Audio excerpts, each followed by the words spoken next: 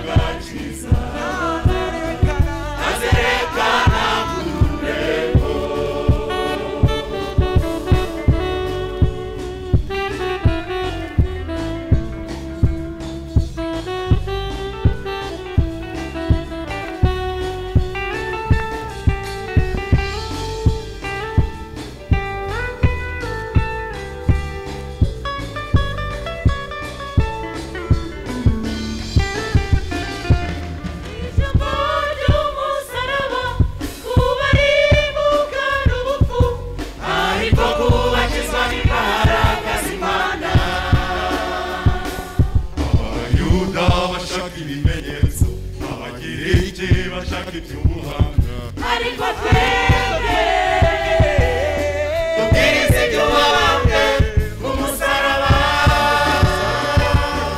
ijambo ry'umusaraba kubarimbuka n'urupfu ariko kubakizwa n'imbaraga z'Imana abayuda bashaka ibimenyetso abagiriki bashaka iby'ubuhanga ariko twebwe tubwiriza ibyo wabambwe ku musaraba ugezeho aremerewe aturirwa umutwaro we agahagurwa ndikorwa gakiza azerekana ku rurembo agahagurwa ndikorwa gakiza azerekana ku rurembo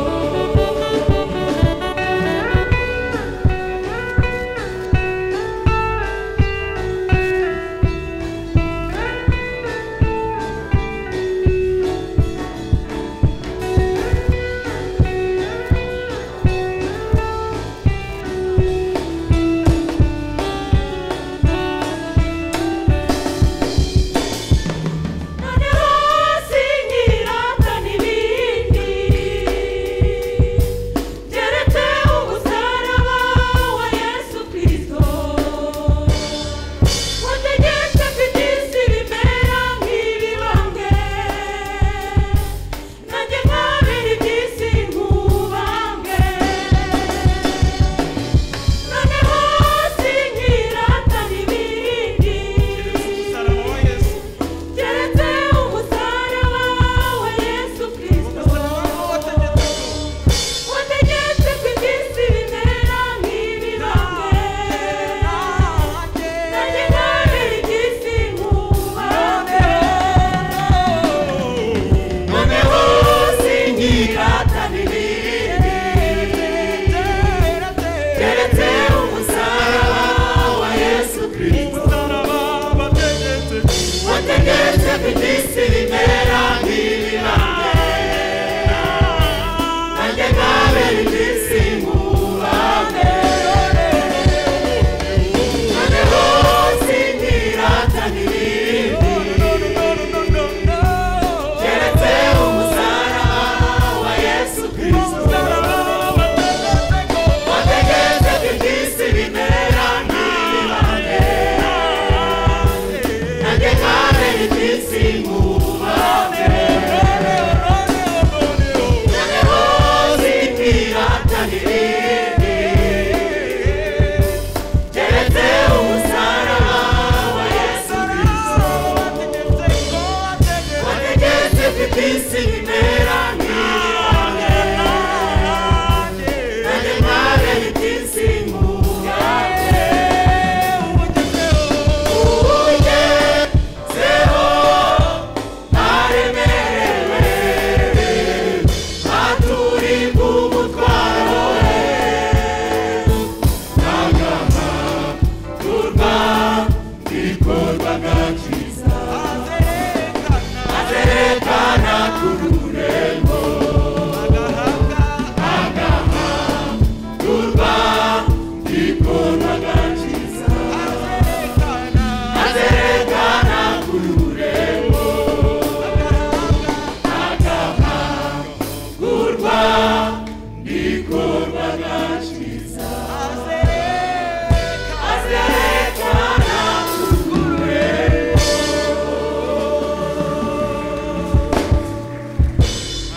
Amashyi menshi kwa Yesu, amashyi menshi kwa Yesu. Turashimira Imana ko umusaraba wa Yesu watumye tureba iby'isi nk'ibibambwe kandi nizo mbaraga zacu. Umusaraba n'ibyiringiro by'abizera ni nabyo bidutera gukomera kabone nubwo hari ibizikuka bimeze nk'inyanja bisakuza mu buzima bwacu bwa buri munsi. N'ubu twicaye hano wasanga hari ibiri kugusakuriza binatuma utari kumva amateraniro, kuko ibisakuza bisakururiza umuntu wenyine. Ushobora kuba uri mu iteraniro ufite urusaku nubwo abantu batari kubibona, hari amajwi agusakuriza, ariko ibyiringiro dufite nuko Imana iri hejuru ibirusha imbaraga. Haleluya. Yitwazindukiye, yitwaje imbere, yitwabyutse tukamena urume tuzi imbere y'Imana, ni nayo ifite imbaraga zo kunaniza ibyo byose bidusakuriza muri ubu buzima. Nagira ngo dusabe umushumba kugira ngo umuntu yumve aguwe neza, yumve yisanzuye mu iteraniro, dufashe gusenga. Nawe wereke Yesu urwo rusaku, ibyo biri kugusakuriza, wizere Yesu, umubwire ngo ibi binsakuriza namenye neza ko wowe uri hejuru birusha imbaraga. Namara kudusengera aranakomeza dufashe no kwakira iteraniro. Imana imumugisha. Karibu mushumba. Mana turagushimiye kuri umunyembaraga. Mana turaguhimbaje kuri data wa twese mwiza. Tugushimiye kuri umuremyi, tugushimiye kuri hejuru y'imbaraga n'ubutware bwose. Tugushimiye ko turi abana bawe, tugufitiye icyizere. Kandi iri teraniro n'abantu babyukijwe no kuza kukuramya no kuguhimbaza. Ariko turi mu isi, tuba dufashigiye mu ntambara. Ibiduhiga n'ibiturwanya ni byinshi, ariko turagushimiye kuri umutware, uri umunyembaraga. Ibyo byose urabireba ukabibona, ibisakuza urabibona. Intambara n'ibibazo by'abakiranutsi ni byinshi, ariko turagushimiye kubidukiza muri byose. Izina ryawe nirihimbazwe. Duhamagaye imbaraga z'Imana muri iri teraniro, duhamagaye imbaraga z'Umwuka Wera muri iri teraniro, duhamagaye ubutabazi bw'Imana muri iri teraniro, duhamagaye ubutware bwa Yesu muri iri teraniro. Twiringiye imbaraga z'Imana isumba byose. Ibyo byose bisakuza, duhagaze mu butware bwa Yesu, turacecekesha amajwi, imbaraga z'umwijima, turategeka abadayimoni gutinya mu izina rya Yesu Kristo. Reka umuriro w'Imana utwike, wongere gukongora. Reka imbaraga z'Imana zikorera hagati muri twe, kandi imigambi yose mibi turayitatanya. Imbaraga z'abarozi, imbaraga z'abakonikoni, imbaraga z'imyuka mibi, imbaraga z'indwara, ibintu byose byasakuza muri iri teraniro turasenze. Girira neza uyu muja wawe, girira neza umugaragu wawe, girira neza iri teraniro, girira neza abaririmbyi, girira neza abakozi bawe, girira neza ubwoko bwawe. Amajwi yose y'ibitavuga Imana n'ibizerera turabicecekesha mu izina ry'uwaducunguye Yesu. Habwa icyubahiro kirwa hejuru. Tembesha imigezi muri iri teraniro, suka Umwuka Wera muri iri teraniro. Reka ijuru ryongere kubana natwe, itamurure tukubone kandi tukumve. Tugushimiye kubyumvise mu izina rya Yesu no tubisabye, amen. Banje kubaramutsa mu izina rya Yesu. Yesu nashimwe cyane. Haleluya, haleluya. Mana ishimwe, iduhaye kuramuka, iduhaye kubyuka, iduhaye aya mahirwe yo guterana kwera. Ndumva ari ibintu byo gushimira Imana. Muri wese nashima Imana mu mutima we, ariko cyane cyane ko mu buzima bwacu tugaragarije Imana ko tuyikeneye, dukeneye kubana nayo, dukeneye gusenga, dukeneye guterana, dukeneye kumva ibyiza Imana itegurira abera. Burya ibintu byo mu rusengero Imana imigisha yategekewe hano nta handi iba, kandi iyo tuhageze Imana iba yiteguye kukugirira neza. Nawe ukingura umutima wawe kuri uyu munsi. Imana inyura mu nzira zayo, Imana inyura mu baririmbyi baririmba mu ndirimbo, dusenga. Burya Imana ibikora ibintu bidasanzwe. Yesu ashimwe cyane. Iyo waza unarwaye, burya hari ibintu biba bigenda bikoreka. Abatakaje ibyiringiro, Satani yarabateye ubwoba. Ndababwira ngo muhumure, Yesu ni muzima. Ndagira ngo rero turakirana duhereye ku basangwa. Reka mpere ku baririmbyi, bavuga butumwa bahaguruke icyarimwe baturamutse. Gatatu. Amen. Reka turebe abakristo bo kuri uyu mudugudu, mwese muhagurukira icyarimwe muturamutse mu izina rya Yesu. Rimwe, kabiri, gatatu. Amen. Reka twiyegereze n'ubundi abagize inama nyobozi yo ku mudugudu ku itoro ryacu rya Gatenga, bose ari abicaye n'abari mu mirimo, badusuhuriza icyarimwe. Gatatu. Amen. Imana ibahe umugisha. Hano imbere turi kumwe n'abakozi b'Imana dukorana umurimo mu rya mbere nta bashyitsi benshi dukunda kugira, ariko reka nsabe mwarimu Claude baramutse, mwarimu Donatana baramutse,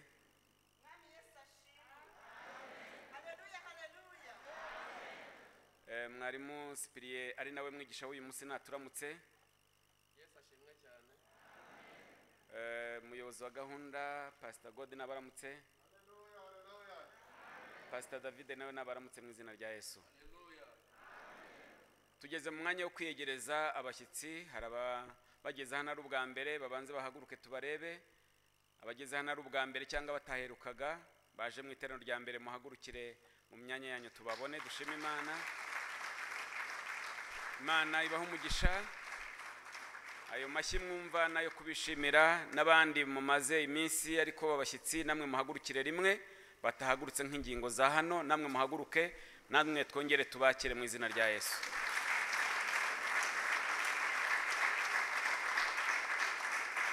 Ayo mashyi n'ay'ibyishimo by'abera babereka yuko babishimiye muri aya materaniro, ndagira ngo namwe muturamutse mu izina rya Yesu gatatu. Amen. Twese duhaguruke rero duhana ikaze, kandi mureke tubohoke, mureke dusenge, mureke tube umwanya mwiza, iby'Imana yaduteguriye tubyakirane imitima yizeye. Rimwe kabiri gatatu. Imana ibaho umugisha, amwe natwe turabishimiye kandi turabakunda. Amen. Imana ibaho umugisha. Imana shimwe kubwira ikaze tubonye mu nzu y'Imana, kandi ndizera ko turi bukomeze kugira ibihe byiza mu buryo bwose Imana yateguye mu mpano zitandukanye, kugira ngo tunakiriye n'abantu bari kudukurikira ku ikoranabuhanga bari hirya no hino, nabo biyumvemo ikaze. Nagira ngo rero iyo umuntu aba yarahize imihigo akavuga ngo Imana ningirira neza, nkagera mu nzu y'Imana ongera gukandagiza ibirenge byanjye mu nzu y'Imana, nzayitura ituro ry'ishimwe, nzayishimira, kuko icyo nacyo ni kimwe mu byiciro biba mu nzu y'Imana kandi by'ingenzi, gushimira Imana tuyitura amaturo y'ishimwe. Niyo mpamvu nagira ngo nsabe dukora uwo murimo, turajya gusaba korali Holy Nation, sibyo, iririmbe dukora uwo murimo. Ariko mbere yuko tukora ndajya gusaba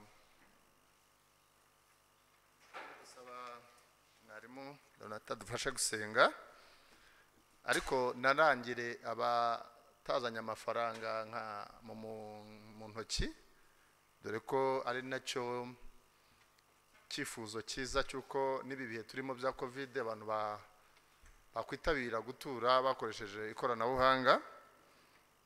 Nagira ngo tubabwire rero nimero dukoresha na akanyenyeri 182 akanyenyeri 8 akanyenyeri 1 akanyenyeri 0793 26. Dore ngo wenda nasubiramo, shobora kuba nihuse hari utabonye umwanya wo kubyandika. Na akanyenyeri 182 akanyenyeri 8 akanyenyeri 1 akanyenyeri 07 9 26. Reka rero twakire mwarimu adufashe gusenga, korali Holy Nation badufashe kuririmba, ariko mu nyemerere duhaguruke twese tuzamurira ishimwe ryacu, turafatanya nawe gushima.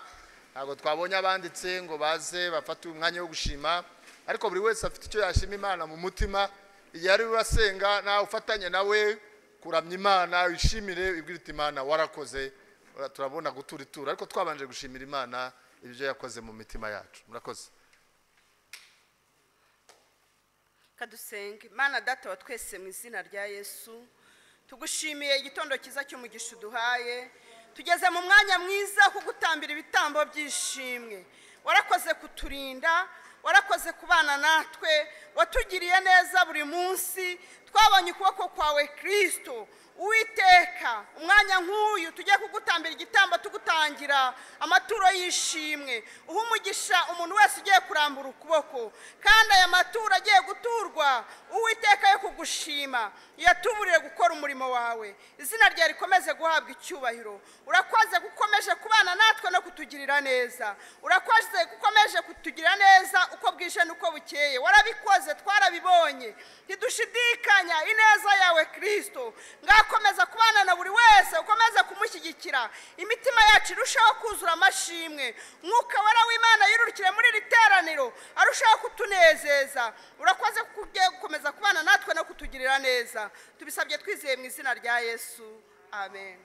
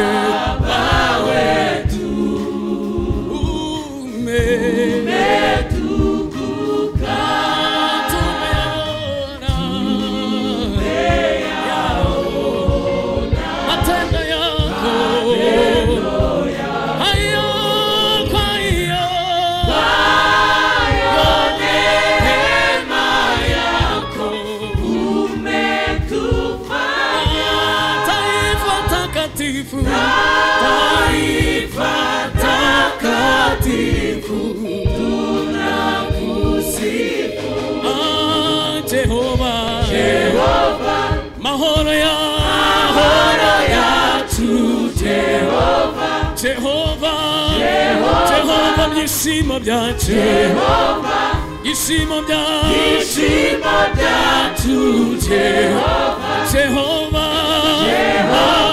Jehova, wowe uri Imana,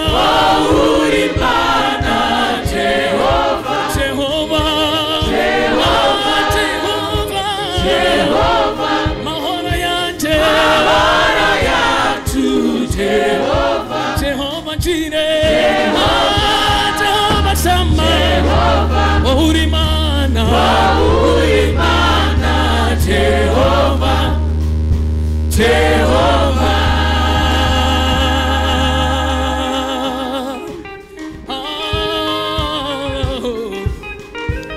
Yehova uri amahoro yanjye, uri ibyishimo byanjye, uri ibyirato byanjye.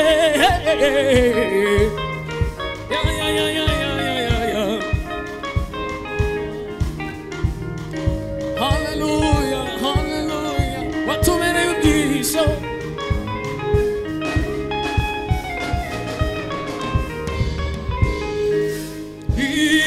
Inguna ishi zote ikuinue, milima na mabonde ikuabudu.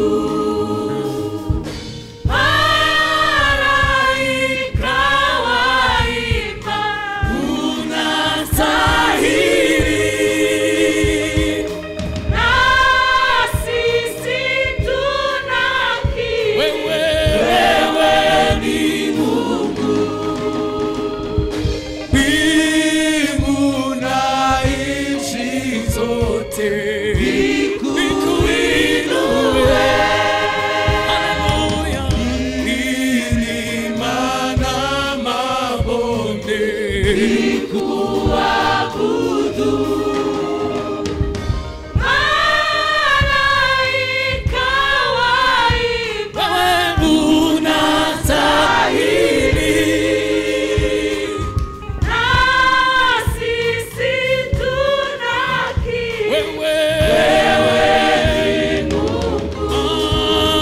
Jehova mahoro yacu Jehova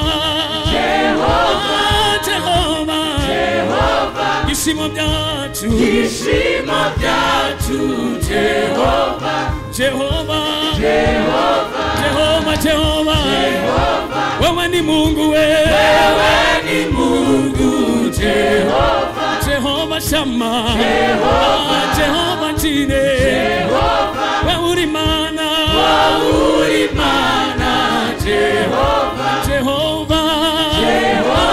Jehova Shama wewe ni Mungu wetu Jehova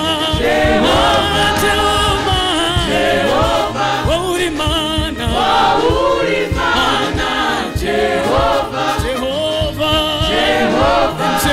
Jehova ishimo byacu Jehova amani yetu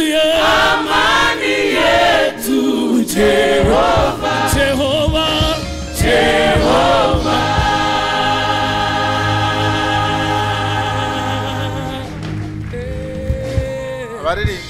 abaririmbyi mugihagaze mudufashe guhimbaza Imana barimo dushakira igihimano cyiza cyo kuramya cyangwa se cyo guhimbaza Imana turaba twitegura kumva mwarimu asenga asengereye mwarimu Sipiriye ugiye kutugezaho ijambo ry'Imana duhaguruke twese duhimbaza Imana. Hallelujah. Ndaririmba urukundo rw'Imana urwo yerekanye mu mwana wayo rw'igiciro cyinshi ntiruje ntanywa ntiruje ntakagero ndaririmba urukundo rw'Imana yerekanye mu mwana wayo rw'igiciro cyinshi ntirugere reka twese turimbe gutya twese ntaririmba urukundo rw'Imana haleluya yerekanye mu mwana wayo rw'igiciro cyinshi ntirugere Imana ishimwe ntaririmba urukundo rw'Imana yerekanye mu mwana wayo igiciro cyinshi ntirugera twongeye dusubiramo gutyo ntaririmba urukundo rw'Imana yerekanye mu mwana wayo igiciro cyinshi ntirugere ntirugira ntaririmba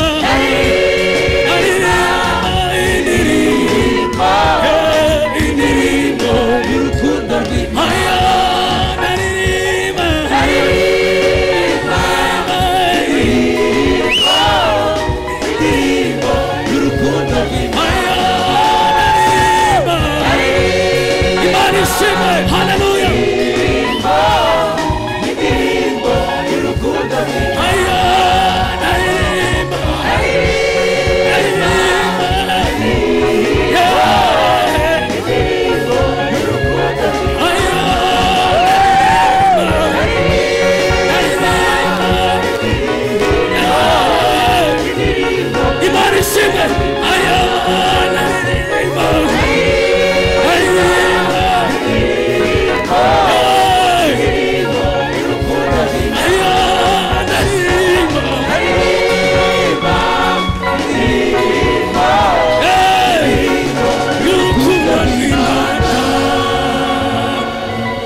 Hallelujah. Hallelujah. Imana ishimwe. Hallelujah. Imana ishimwe. mwami Mana turagushimye tugushimye ko tugumye kubana natwe muri aya materaniro nukuri dawe twakubonye mu ndirimbo twakubonye mu magambo meza yavugiwe ahangaha imbaraga zawe ziragaragara muri iri teraniro ariko tugeze mu mwanya mwiza umwanya w'agaciro umwanya ukomeye umwanya wo kumva ijambo ryawe mwami turakwinginze rero muri uyu mwanya Mana ngo umukozi wagiye gukoresha uzuhagararane nawe mwuka wera ubane nawe imbaraga zawe zibane nawe maze dawe wigaragaze muri we ntaba ari we dawe ahubwo ukuboko kwe kugaragare kuri we mwami umukoreshe mwami imitima yacu hamwe no kumva ijambo ryawe uyiha guturiza imbere yawe uyiha guhinduka uyiha kugira mwami ibyiza ikiruhuko gihagije umunezero tugakura ugaragara muri aka kanya dawe turasenze kandi twizeye ni mu izina ryawe tubisabye mwami amina.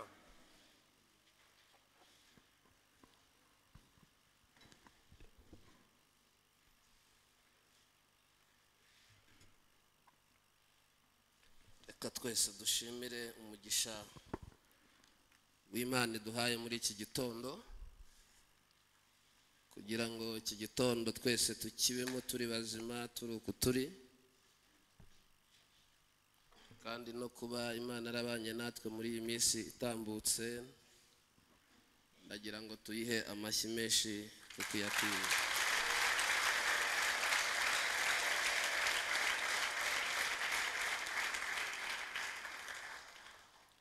Kubashyitsi nitwa Spirie Hakizimana hanyuma ndi umukozi w'Imana hano ndagira ngo tuganire ijambo ry'Imana ndashaka kuvuga ibintu bike muri byinshi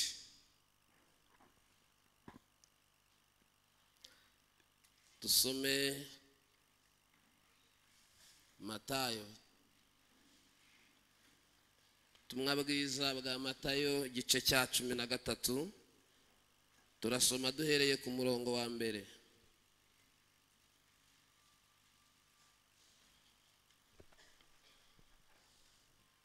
Igice cya 13 turahera ku murongo wa mbere.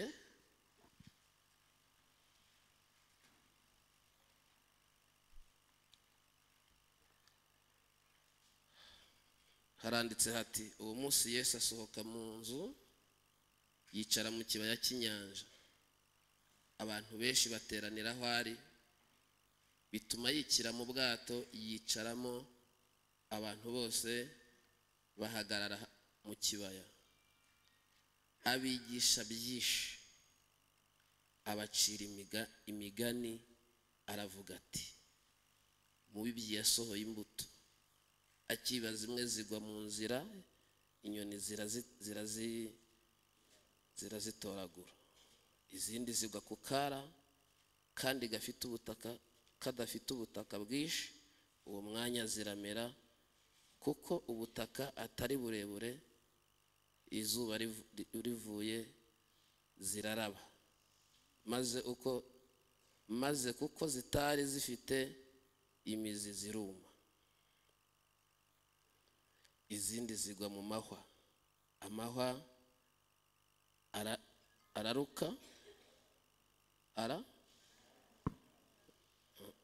araziniga izindi zigwa mu butaka bwiza zera imbuto imwe 100 indi 60 indi 30 bityo ufite ugutwi niyumve. Amen. Ndashaka kuvuga imyuka 3 yarwanyije umurimo wa Yesu mu isi. Imyuka 3 yarwanyije umurimo wa Yesu mu isi ariko umurimo wa Yesu uranga urakunda urakorwa ugenda neza.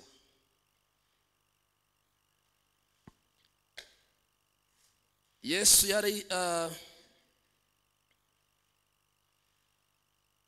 asanzwe yigisha akareba abantu akoroshya imvugo kugira ngo bamwumve ariko uyu munsi igiterane yakoze muri kiriya kibaya yakigishirije mu migani kubera impamvu turi bwumve. Muri iyo myuka itatu harimo umwuka w'abafarisayo. Umwuka w'abafarisayo ni abantu bubahaga Imana, bakubahiriza amategeko, bagakunda gusenga cyane, ariko bakagira n'imihango y'idini.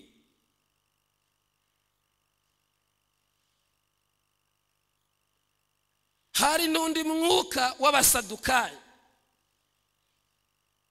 Bari abatambyi bakoraga imirimo ikomeye mu nsengero, ndetse ntibashakaga ko n'ibyabo bivugwa, ariko mbibutse ko Yesu aje yazanye umucyo mu isi, nta kibanga cyari kigihari.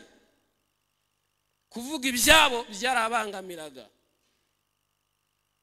Iryo dini rero ry'abafarisayo, ubwo yari amadini abiri yari ahari, ryari idini ryari ryarikonegise cyangwa se ryarihuje na politike cyane. Ibyabananiraga kubikora mu idini babishyiraga muri politike. Niyo mpamvu iyo bashakaga kugira ngo bapfobye ibyo Yesu ari gukora, baragendaga bakavuga ati twebwe twamaze kumenya ko uyu muntu agandisha abantu, ashobora kuba abuza abantu no gusora, ashobora kuba agira gute, ariko ibyo bavuga ntibise n'ibyo Yesu akora. Kuko yageze aho abasoresha b'ikoro bari gusoresha, atuma abigishwa be bazana ifi, akuramo umusoro we, akuramo n'uwabo, arabasorera barigendera, basanga icyo bari kumurega nacyo ni ikinyoma. Uwo mwuka ugenda ubisikana gutyo, asa naho ahanganye nawe, wari umwuka w'ishyari. Uyu munsi agiye kwigisha muri iki gitondo, yabonye ko hari abantu benshi bakundaga kumukurikira bataje kumwumva, abenshi ari aboherejwe kumuneka. Hari igihe kimwe umwe yamubajije, aramubaza ngo mbese ugereranije urabona mu ijuru abantu bari kwitabira ubutumwa uri kuvuga abajya yari bangahe? Yesu kuko yari abazi, agiye kubasubiza arababwira ngo mugire umwete wo kwinjira mu irembo rifunganye. Mu by'ukuri ikibazo yari amubajije ntabwo ari cyo yamushubije, ariko icyatumye atamusubiza icyo yari amubajije, yari azi n'impamvu zitumye zikimubaza. Uyu munsi muri icyo giterane cy'uwo munsi, abona abantu benshi barahuruye baraje, abona kubabwiriza neza nuko ari bujye mu kibaya akajya mu bwato. Arangije abacira umugani, arababwira ngo umubibyi yasohoye imbuto. Yashakaga kuvuga iki? Aho Yesu yanyuraga hose avuga ubutumwa, hanyuraga abandi bantu bavuga ngo uriya muntu akoreshwa n'abadayimoni, uriya muntu ni nta kigenda, uriya muntu yiyita Imana. Kuko yarabibaga bakabibura, ariko arangije arababwira ngo ntabwo jyewe ndambiwe. Abaciriye umugani aravuga ngo uyu muhinzi zimwe yarazibye zigwa mu nzira, inyoni ziraza zirazitoragura. Ntabwo zari inyoni ziguruka, ahubwo zari inyoni bantu. Ariko Imana yacu ishimwe, twese tuvuge ngo amen. Yabivugiraga iki? Yabivugaga ashaka kubivuga yerekana ko umuntu agomba gukora ntarambirwe. Aravuga ngo arazibiba. Birashoboka ko nawe uba mu buzima bubiba, ariko hakaza abantu bakabibura. Birashoboka ko ushobora kuba imbuto zawe ukagira ngo zirameze, ariko hakaza abandi bakazibibura. Ariko Bibiliya iravuga, Yesu yaravuze ngo komeza ubibe ubibe. Muri ibyo yaravuze ngo ntimugacogore gusenga kugeza igihe Yesu azagira gute, azaza. Senga bayarwanya uyasenge, senga bagukritika usenge, oya senga uburyo bushoboka bwose, senga wongere usenge. Tuyihereze icyubahiro Imana yacu, twese tuvuge ngo amen. Arangije ngo arakomeza arabiba.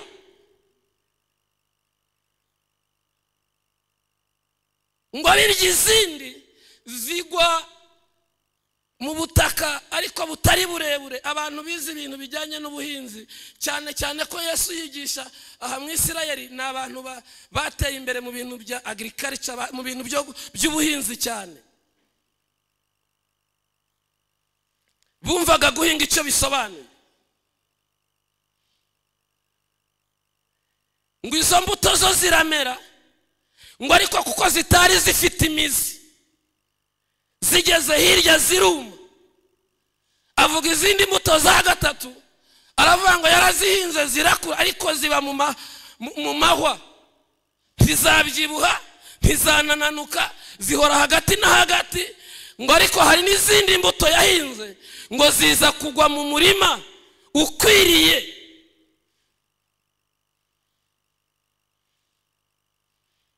Ngo zigeze muri uwo murima ukwiriye zirera, imwe yera 100 indi yera 250 gutyo, izo mbuto zigenda zera. Birashoboka ko ushobora kuba ku gasozi kamwe nikaguhire, ariko komeza ugerageze, hari akandi gasozi, hari akandi gace gashobora kwakira imbuto. Komeza uvuga Imana, babwire bashobora kumva, abandi bashobora kutumva, ariko komeza uvuga Imana. Hari igihe imbuto yawe izera kandi ukayishyira ku butaka bukwiriye. Abigishwa bagira ikibazo, babwira Yesu, baramubwira ngo uko watwigishije uyu munsi natwe dutashye ntacyo twumvise kuko wavugiye mu migani. We arababwira ngo mwebwe murahirwa kuko mwumva n'ibyo mubasha kumva kandi mukabona ibyo mubasha kureba. Arababwira ngo mwebwe ayo ni amahirwe ageretse ku yandi. Ariko baramubwira bati dukopeze gato icyo washakaga kuvuga kuri izi mbuto. Agiye kubakopeza arababwira ngo reka mbabwire ngo ziriya mbuto navugaga izaguye mu nzira inyoni zigatoragura, ni abantu bumva ijambo ry'Imana. Ngo ariko bagera hanze ntiribatindemo. Ngo naho nanone izindi navugaga zari zifite ubutaka butujuje, cyangwa se zagiye ku butaka butari burebure ariko nazo zigasa n'izikura. Niba abandi bumva ijambo uwo mwanya bakaryizera bakaryemera, ngo ariko nanone basohoka ntibase naryo, bagahita bagenda ngo naryo rikabavamo. Arabwira ngo izindi mbuto za gatatu navuze zahuye n'amahwa, n'abandi bakiriye ijambo riba muri bo, bararizi bararimenya baranarivuga, ngo ariko ibihendo by'isi birariniga. Isi irariniga, ntiryaba muri bo, riba muri bo ariko ritabarimo, cyangwa se riba muri bo ridatanga umusaruro. Ariko avuga n'izindi, arangije akomeza uwo mugani, arababwira n'undi mugani, arababwira ati ariwe yababwiye umugani w'urukungu n'amasaka.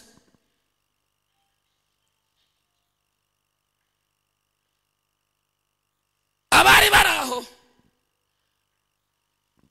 bagerageza kumva Yesu icyo ari kuvuga. Arabwira ati twabibye amasaka meza, twarahinze, ariko dusinziriye ku mugoroba ngo tugiye kubona tubona amasaka akuranye n'urukungu. reka tururandure. Yesu yigishaga aba bantu ubuzima bakwiriye kubamo, arabwira ngo ntabwo ibyiza ari ukururandura uwo munsi, bireke bikurane. Hirya Yesu umusaruzi naza gusarura azakuramo amasaka, ariko urukungu azarutwika. Hari abantu bashaka gukemura ibibazo mu buryo bwihuse, bireke bikurane. Birashoboka ko hari ingeso ishobora kwinjira mu muntu utatekerezaga ko yari afite. Icy'ingenzi si ukumuhunga, ahubwo bireke bikurane. Hari ikizaba gishya mu rugo iwawe, ariko bikaba ngombwa yuko utavuga ngo uraruvamo ngo ugende, ahubwo uzabireka bikurane.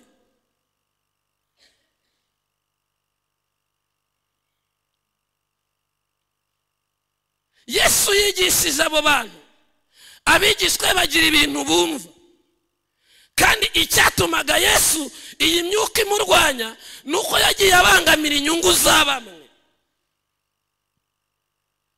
Iyo umunsi ubwiye umuntu gusambana ngo ni icyaha, ari indaya, aba yumva umubangamiye.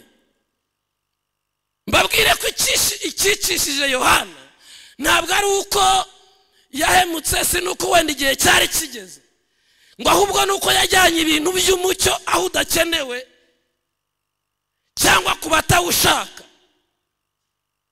Iyo ushaka ko abantu bagukunda uyu munsi, wirinda kuvuga ibyabo.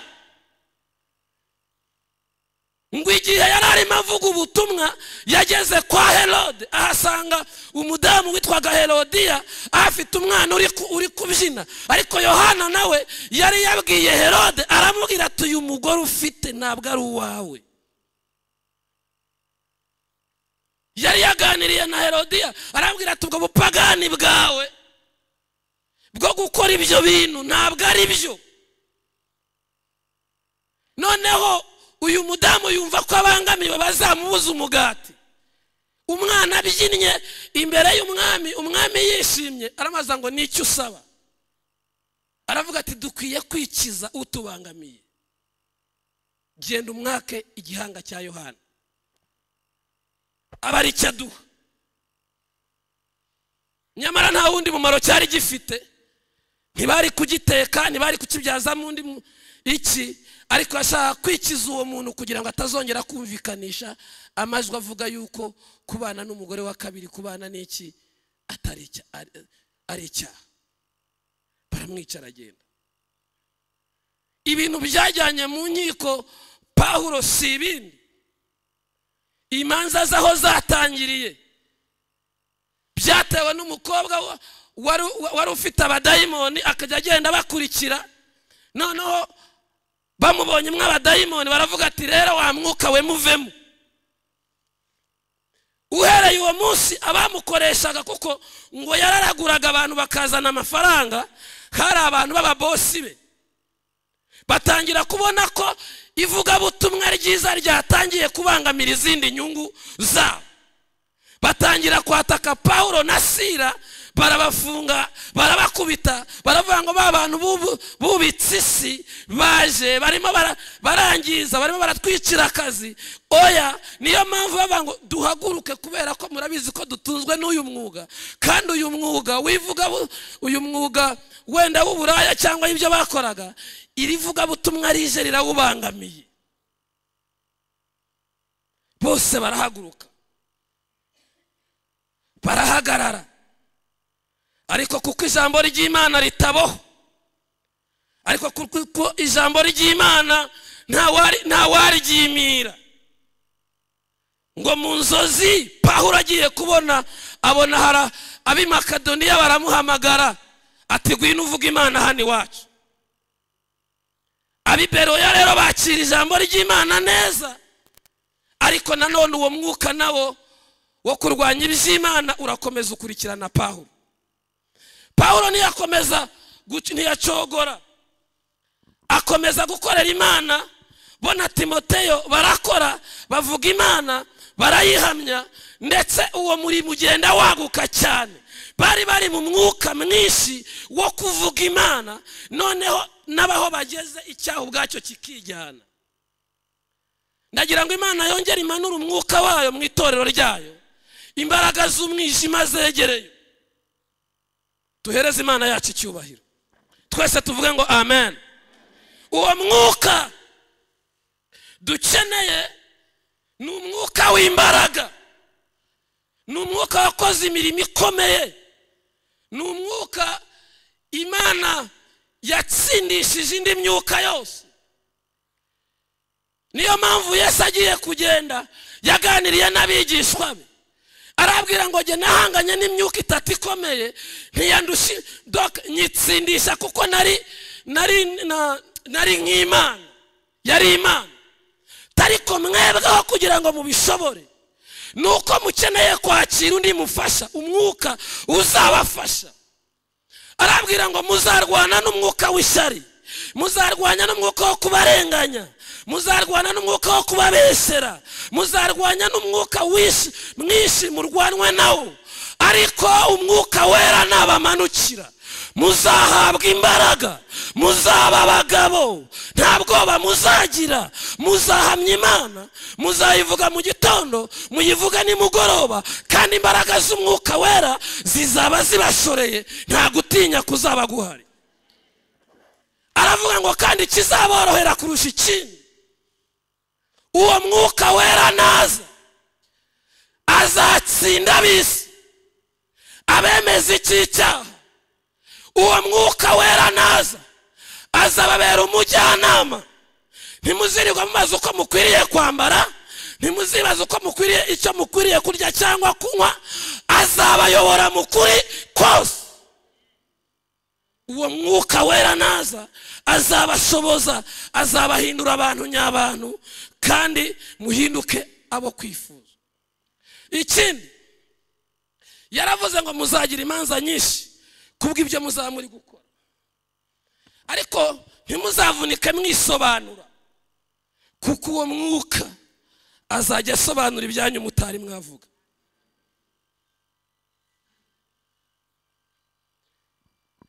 Kandi muzahinga imbuto abantu bazishaka batazishaka, umwuka wera azazivomerera zikure, azazimeza, niwe uzaziha uwo mwanya.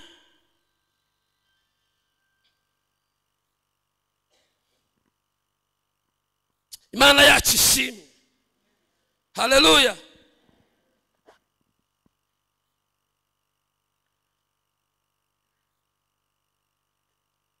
Bibiliya iravuga ngo nubwo tubibaturira ariko tuzatunda imiba tunezerewe. Iyo umuntu abiba niko bimera, iyo umuntu ashora niko bimera.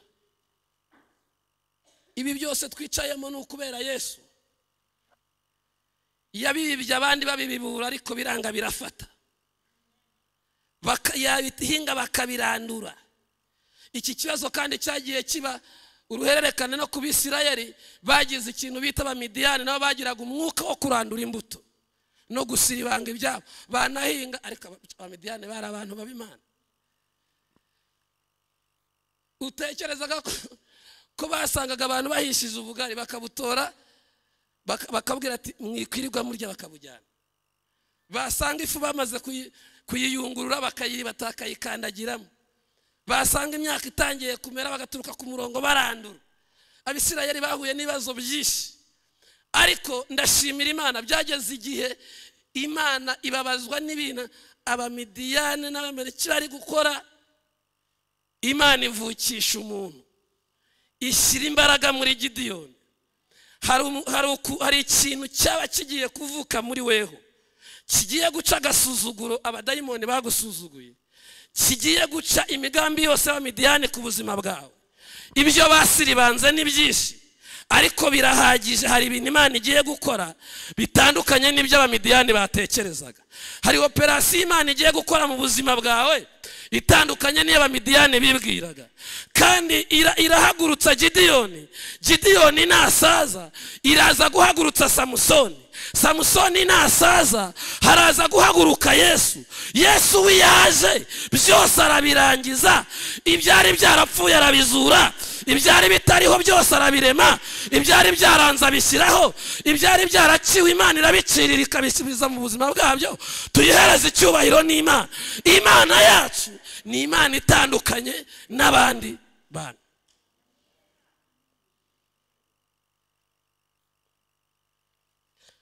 Nagiye kwirambagiriza umugore, ariko nkurikirwa n'inyoni bantu, nihingira imbuto mu mutima unzi kuba uyakiriye. Sinzi ukuntu izo nyoni zamenye ko nagiyeyo.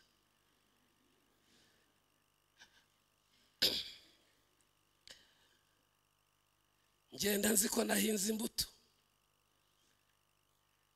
ngenda nishimye. Haza ibinyoni we, birasimbura ngo birazitoragura neza neza, n'umutima ugeraho barayirandura. Aragenda aramubwira ati ariko se umuntu nkawe wize washaka uta umuntu ufite Bibiliya gusa? Kandi aramubwira ngo yashaka ate umuntu ufite Bibiliya gusa? Barabimubwira nawe ariyo yiga. Atese uriya muntu urabona azakugaburira? Ubwo urumva ukuntu babiburaga. Kandi iyo izo nyoni zije kubibura ziza zambaye ishusho yo kwera, ariko zakana imbaraga zako. Bakugirira bakakubwira batariko rero ntugire ngo turimo turarwanya ubukwe. Mwana wacu tuba tukugira inama. Uriya musore arejya aho ageze, kandi ntibambeshyeraga, nabaga mu kazu kameze nka bafure. Kandi hari igihe umuntu agusebye ukabyimbya amatama ngo yamunga yaravuze ngo ndi umukene, kandi n'ubundi uriwe. Ariko ndashimira Imana ko ifata ejo hawe ikahisha ikerekana ahahari, ariko ihishe ejo hawe hazaza.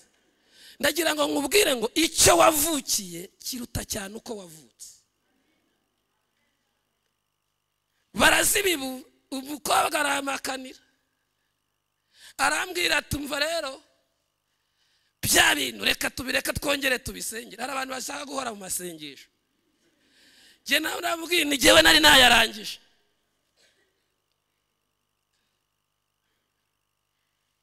Ariko kubera ko nari umukristo kandi nkijijwe neza, kuko nanjye kumpakanira bikurikije n'ubukene nari ifite, numvaga ngiriye neza kurenza uko yari kwemera.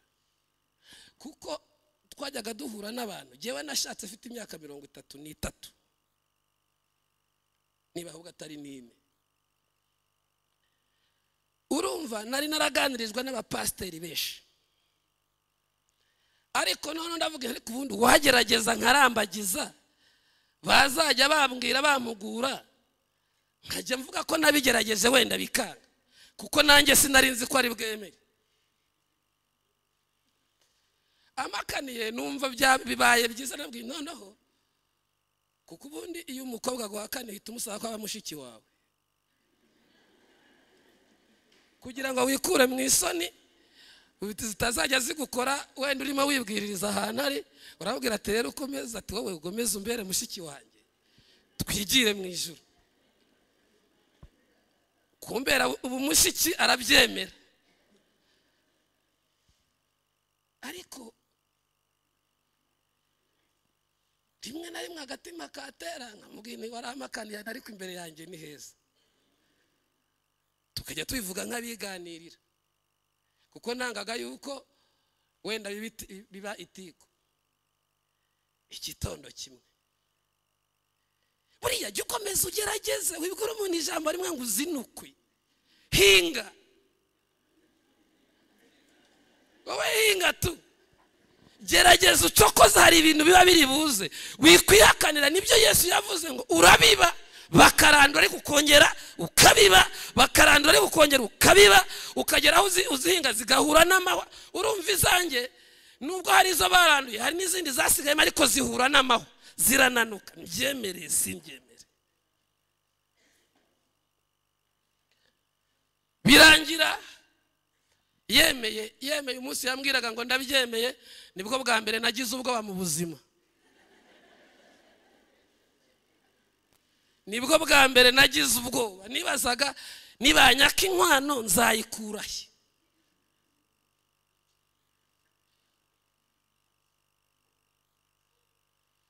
Ubundi binigerezagaho byari ibiki, ariko kuko iyo wakoreye Imana wahinze mu murima urumbuka, iyi mibyizi yose mukorera Imana, Imana irayandika, iyibika ahantu aho abantu batabona ariko ikayihabika, iyirambika ahantu iyo igihe kigeze Imana ikora ibintu bikomeye abantu bagatungurwa.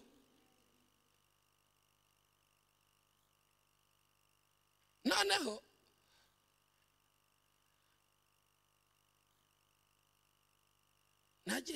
nagiye kwerekanwa ntangije umushinga afite 4,000,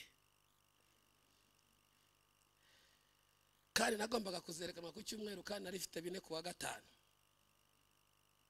kandi nagombaga kuva i Huye nkaza i Kigali, tiki njyana n'ingarura nta niyari irimo. Bigeze ku wa gatanu umugoroba mbona ibintu byanze, mpamagara umukobwa, tereka ibi bintu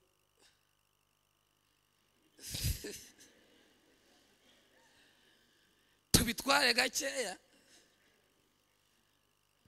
gake, ariko umukobwa wemeye aba yemeye Imana yangurije 5 biba bibaye 9. Niyo umunsi ahora yanyishyuza, ariko narabwiye ngo nzakwishyura. Hanyuma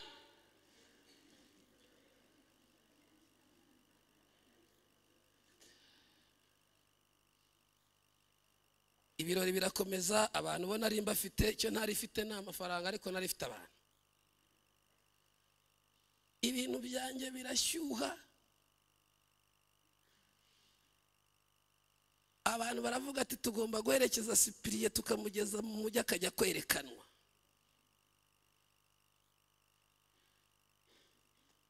Abantu abari abakire baravuga ati ntago turi bugende mu modoka zacu, tugomba tugende dushaka kwasiteri zo kugendamo kugira ngo tuze kugenda twibereye mu bihe byiza turi mu mavuta. Imodoka barazisiga binjiramo mu makwasiteri, nanjye nicara muri kwasiteri imeze nk'ingabo yatsinzwe. Nibazaga abantu njyanye nta n'amazi ndi bugurire, numvaga ndi mu kibazo.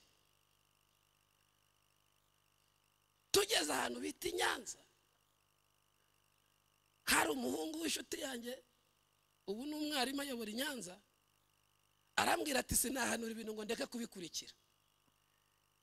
Tumushyira muri kwasiteri, baraza bavuga, ariko jyewe nishimye.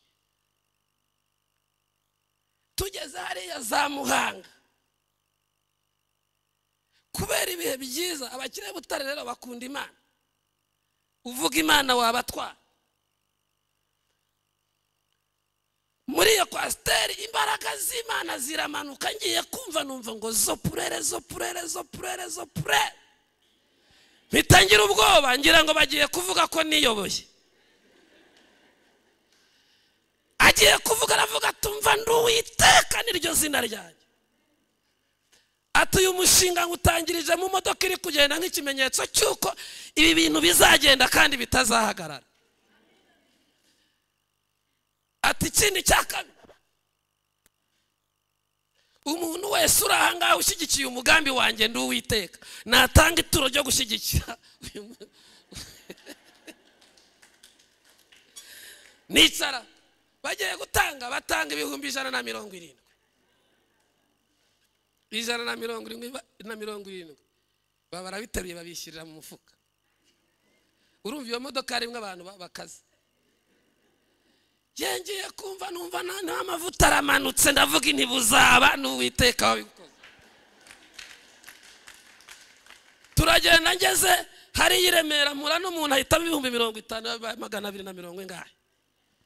Imana yacu ifite imbaraga kurenza ibindi bintu byose. Iyo wayikoreye komeza ubibe, bagusuzugura ariko biba. Iyo wakoreye n'Imana izirikana, imbuto zawe zizagira igihe cyo kwera. Tugezaho sanga hari umudamu wo kumuhima n'umukristo wo kumuhima. Imana yasuye, yatanze nk'ibihumbi bisaga nka 700. Atwakirira abantu bajyana muri etaje ahantu iwe. Hari abakire bakiriye impamvu. Hari abantu Imana yahaye amafaranga muri mwebwe ariko izibahereye impamvu kugira ngo babe amaboko y'abandi cyangwa y'umurimo w'Imana. Tuba tugiye aho ab'Ibutare babinjiyeyo babona n'ibintu byiza, baravuga ati basipiriya bafite amafaranga n'ukujijisha. Niba nibuka ko ari nayo banamayotse ko ntanakozeho. Noneho ndagira ngo mukunde Imana ivuga, mukunde n'Imana ikora. Ndashaka kugira ngo mbabwire nubwo mwabona corona yaraje mukabona ibintu byose byarahindaguritse, ariko abazi Imana yabo bazakomera kandi bazabaho. Hanyuma nabo bagenda bahiza umuhigo bati turashaka kuzakira abantu b'i Kigali baje kwereka umugeni aje kwerekanwa nyine nanone nawe Huye, ati natwe tubakosore tubereke ko natwe tutari batoye. Dutegura sare ya kaminuza ya Pias. Kubera hari harimo abantu bakomakomeye n'abaki bose, baravuga ati tugomba kubikora ku rwego rukomeye. Ndashaka kubabwira ngo mbabwire Imana ikora. Hanyuma mw'icyo gihe njya gusenga ahantu, Imana irambwira ngo ndi Imana itazagukoza isoni kuko wankoreye mu gihe gikwiriye n'ikidakwiriye. Numva ni ibintu Imana imeze nk'iri kwivugira cyangwa agira ngo nijwi ry'umuntu. Ndi mu ishyamba rya kaminuza, hari abantu bahazi, bamwe abantu babaye i Butare, ndi ahantu bita kwibendera. Umuhanuzi ahita arambwira ati ihute ujya ahantu hari kuri rezo kuko ugiye kuvugana n'Imana ikaguha amafaranga. Ndazamuka njya kuri Foko, nyagira umuntu ahita amamagara arabo hanze, barambwira ngo twamenye umushinga wawe ko watangiye, ariko turashaka gukorera umugisha mu bantu ba mbere. Bagiye kuma bama $3,000 by'idolari. Ni muyakome cyangwa muyihorere narayakiriye. Bamaye $3,000 by'idolari. Dayimoni noneho ibirapfuye ipfira rimwe, ntangira kuvuga ngo nta muntu wakoreye Imana ngo yikorere amaboko, mpita ntangira gutangarira Imana. Ubwo urumva noneho najyaga ngenda ihuye meze nka mine yigenza, ntafite ubwoba bw'inama z'ubukwe, ntafite iki, kubera ko Imana yari yakoze. Umunsi nakoraga ubukwe, kubera kwizera ko nzagira abantu benshi, nagiye kureba polisi. Polisi njyana urupapuro, nandika urupapuro ndababwira ndashaka ko muzacungira umutekano. Ini kubera ko uriya muhanda uturuka kuri mize kugera ku mbera byombi tuzawukoresha. Ariko iyo Imana yakoze ko kiba yakoze byahatari. Iyo Imana yakoze iba yakoze. Ndagenda kuri polisi njyana urupapuro rwanye nanditseho nanasinye. Aravuga ese ni ibiki uzakora? Ndabisobanuye hano muri iyi nyandiko y'ubukwe. Banari bahaye bashyiraho pour reception.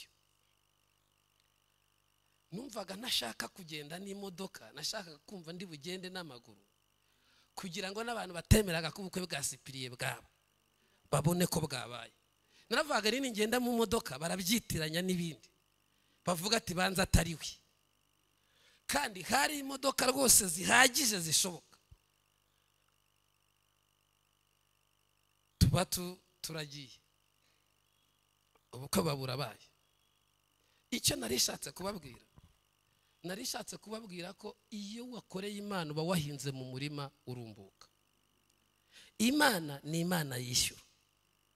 Nubwo mu buzima bwawe wahuye n'inyoni nyinshi, wahinga zikarandura, wabiba zikabibura, ariko ndagira ngo nkureme imikizere nkubwire ngo ejo aho uri kugana ni heza. Komeza ugerageze, komeza usunike, komeza urwane iyo ntambara, uzagera ahantu Imana ishaka ko ugera, kandi uzahinga ahantu bigera igihe byemere. Ndagira ngo dusengane Imana. Iyo wakoreye Imana, iyo wayikiranukiye, ukirinda ibyaha, icyaha n'igisa nacyo, icyaha nibwo bugome, kandi usaba Imana yongera ivugurura umwuka wawe cyangwa se umwuka wera muri weho, yongera kuvugurure, wongere wumve ukunze Imana mu mutima wawe, wumve ukunze gukiranukira Imana. Iyo umwuka w'Imana kurimo, niyo Imana ivuze urabyumva, niyo ikoze urabyumva, niyo ije urabyumva, ariko iyo umwuka w'Imana wakuvuyemo, amatwi yo kumva Imana aba yapfuye. Uwo mwuka niwe utubwira gukorera Imana, uwo mwuka niwe utubwira ko tuzajya mu ijuru, uwo mwuka niwe utubwira ibyo dukora ko Imana ibyakira, uwo mwuka niwe utubwira ibintu byiza kandi byinshi. Reka nkubwire ngo Imana ikomeze ihagarane nawe, kandi icyubahiro cy'Imana kibe kuri weho. Wirinde umwuka wose warwanya kumenya Imana mu buzima bwawe. Reka duhaguruke.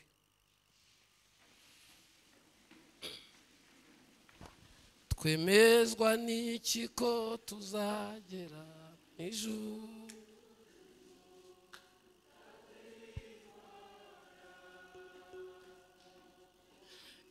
ibyiringiro nk'ibyo twabiraga nande n'umwuka w'ihoraho, dushaka uwo mwuka wera, ni Yesu wawutugeneye, dushaka uwo mwuka.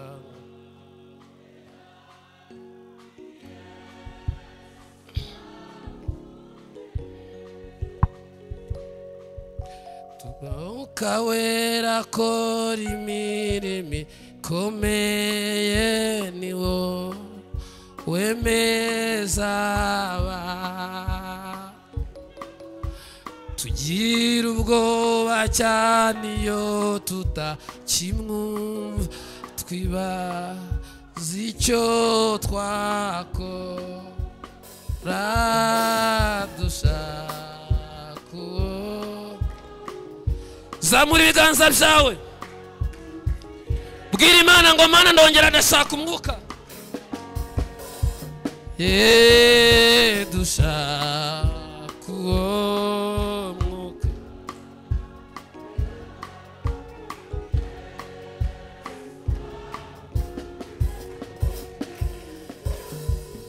Mu gihe ubonye kutagifite urukundo, menya yuko uwo yabonye kuyoborwa n'umubiri wawe musa butigaru. Oh, la stassa ye bonefo. We la staya mini draya. Sto siklere diwa. Swa utujene. Ye dusha kuo.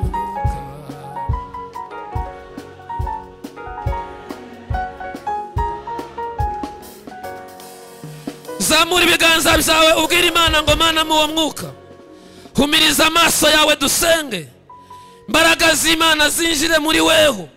Bwira Imana ngo nkeneye umwuka.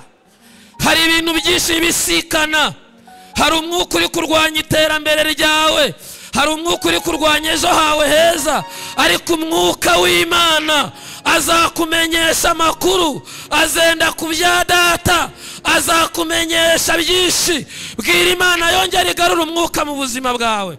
Tugiye gusenga Imana, tugiye kwinginga Imana. Data turagushimira, data turagushimira, data turagushimira. Oh haleluya, turagushimye.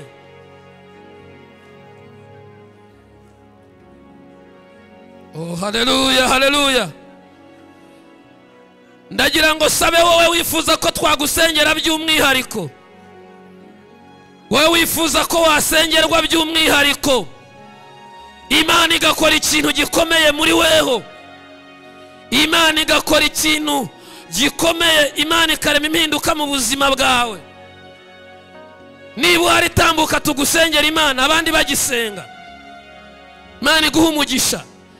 Wowe uwumva uvuga ati hari ikintu cyananiye, tambuka hagarara. Urakoze cyane, Yesu abahe umugisha. Nimuhagarara aha ngaha imbere, Imana ibacira inzira. Ndagira ngo Imana ihindure icyerekezo cyanyu. Hari igihe umuntu abatwa n'ibyaha, hari igihe umuntu abatwa n'intege nke, hari igihe umuntu abatwa n'ibintu byinshi, ariko reka umwuka w'Imana ahindura ibintu. Tambuka wigire hano imbere, mukomeze mwigire hano imbere tubasengere. Namwe abitorero musenga, mubwire Imana ngo Mana tugaruremo umwuka wawe wera. Inginga Imana nawe ikuvugurure, inginga Imana nawe ihindura amateka yawe, inginga Imana ikora ibintu bidasanzwe. Umwuka wera akora imirimo ikomeye.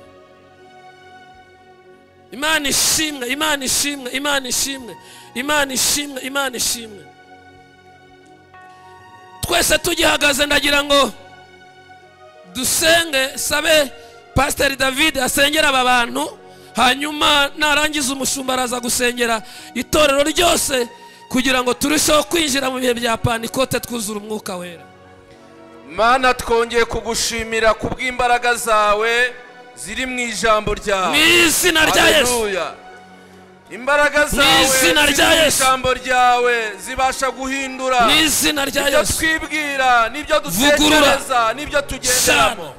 Niyo mpamvu bashiki bacu na bene data batsinzwe n'ijambo ryawe, bakaba bari ahangaha imbere yawe. Hari byinshi byabaciye intege mu buzima, hari byinshi byabasubije inyuma. Turabasengeye muri uyu mwanya, ongera ubagarukeho, wongere bumve umwuka mu bugingo bwabo, wongere bumve ubuzima bwabo buhindutse.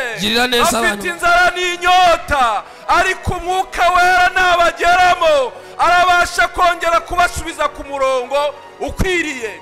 Imbaraga zawe nizibabeho, imbaraga mbi za Satani zabaciye intege turazirukanye mu izina rya Yesu.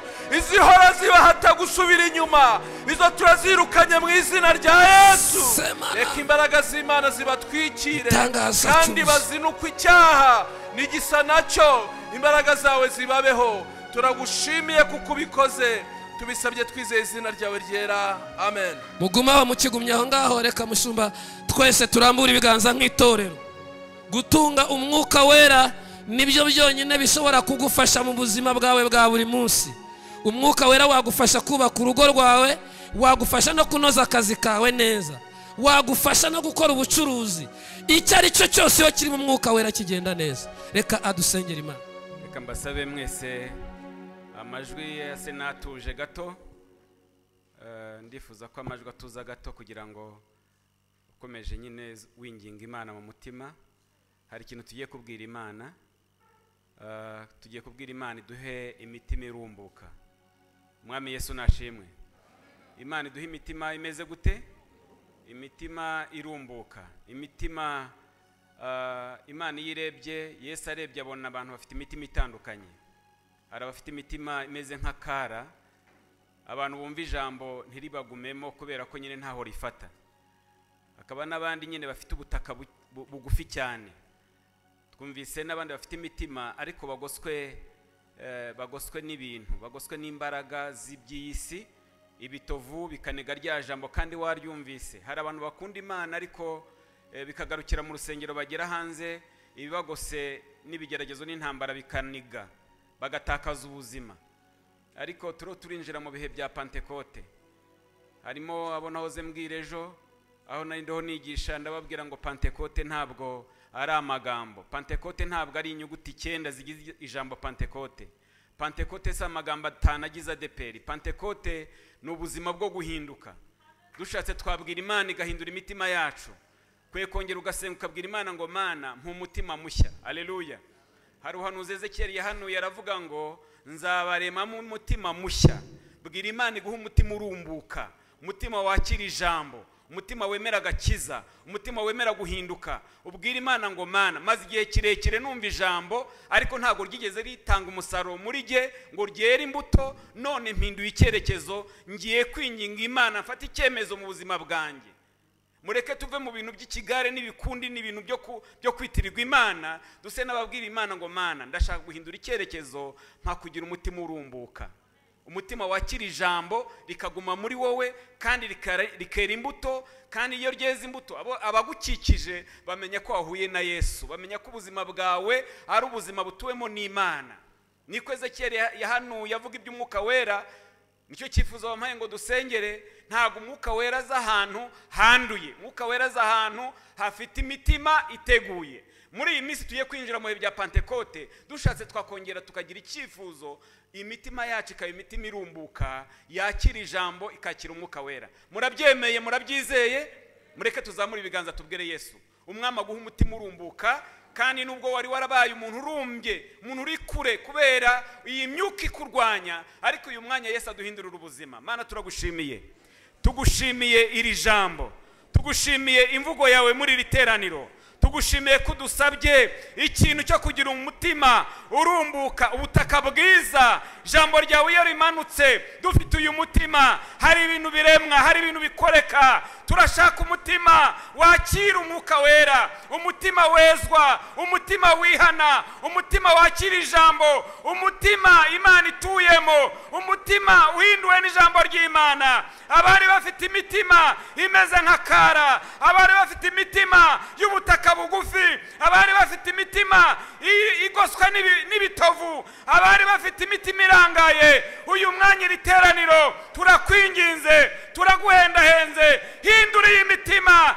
hindura ubugingo bwacu. Reka mwami tukubere abantu bafite imitima mwami kurumbukira, ijambo ryawe ryinjire, tugire ubuzima buhindutse, uduhe imitima mishya mu izina rya Yesu Kristo. Tugusabye imitima mishya, tugusabye umwuka mushya, tugusabye ibihe byiza, tugusabye ko watugirira neza. Hindurira aba bantu amateka, hindurira abaja bawe amateka, hindura abagaragu bawe amateka. Bamaze igihe kirekire bafite imbaraga zibarwanya, ariko uyu mwanya iyi myuka irwanya ijambo ry'Imana mubera, turasenze kugira ngo iyi myuka uyinanize, uyicogoze, uyikureho ibiri jambo mu izina rya Yesu, maze umwuka wera abona ikibanza muri uyu muntu wawe, abona ikibanza muri uyu muja wawe. Mwuka wera abona ikibanza mu itorero, mwuka wera abona ikibanza hano mu Gatenga, mwuka wera abona ikibanza mu bagaragu bawe, mwuka wera abona ikibanza mu baja bawe, mwuka wera abona ikibanza mwami mu bakozi bawe.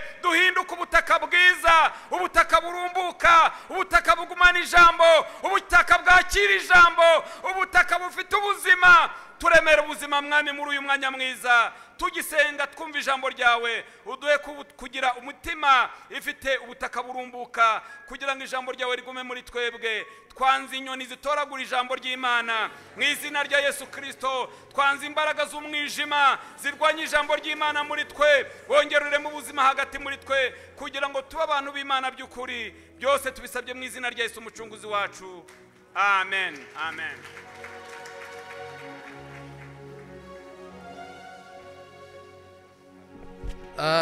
Reka wenda sabe gatoya nuko wenda impamvu zagiye, reka ubwo musuye mu myanya yanyu nta kibazo.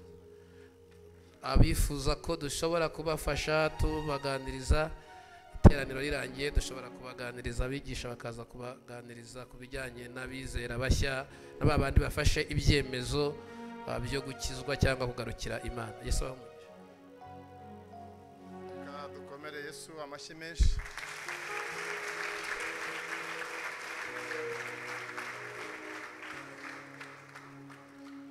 ndatekereza ko imana yaganiriye nawe kandi hari icyo yaganiriye n'ubugingo bwawe.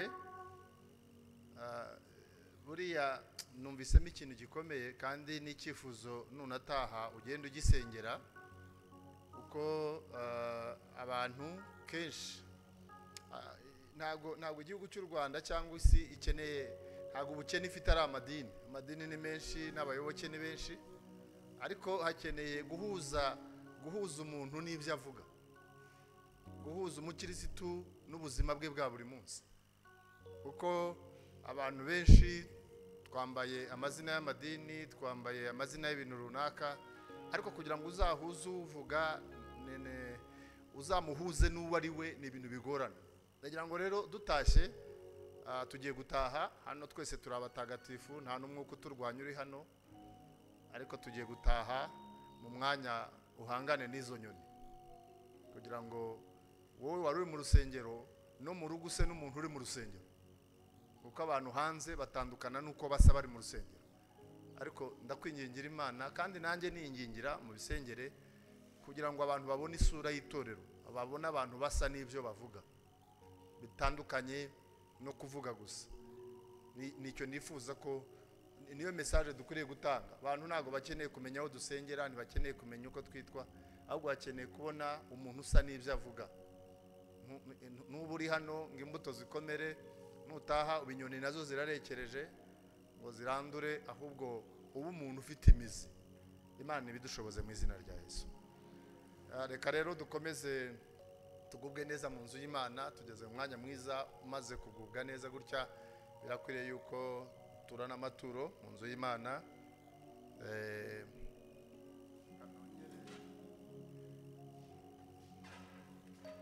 Ndangire abakoresha abatura kuri momo, nabyo ni byiza ko dukoresha akanyenyeri 182 akanyenyeri 8 akanyenyeri 1 akanyenyeri 0 7 9 3 26. Abivuze nitonze, ndizera ko mwabyanditse. Reka rero tugiye gukora uwo murimo mwiza wo gukorera Imana. Korali Elayo ririmbira Imana, ariko reka twongere dusenge tuyereke uwo murimo mwiza tugiye gukora. Nagira ngo nsabe mushiki wacu yongera asenge, asabire umugisha bagiye gukora uwo murimo mwiza.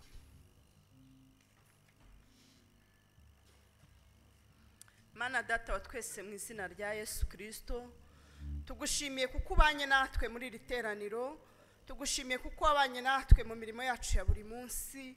Wagiye utugirira neza, uraturemera, wagiye udushyigikira, wagiye uturwanirira, wagiye utwiyereka. Natwe turagushimiye Kristo. Tugeze mu mwanya mwiza wo kugutangira icya 10 n'amaturo, kubyo waduhaye Mwami, kubyo twungutse. Shyigikira umuntu wese ugiye kurambura ukuboko kwe atanga icya 10 n'amaturo, umuha umugisha, umugirire neza.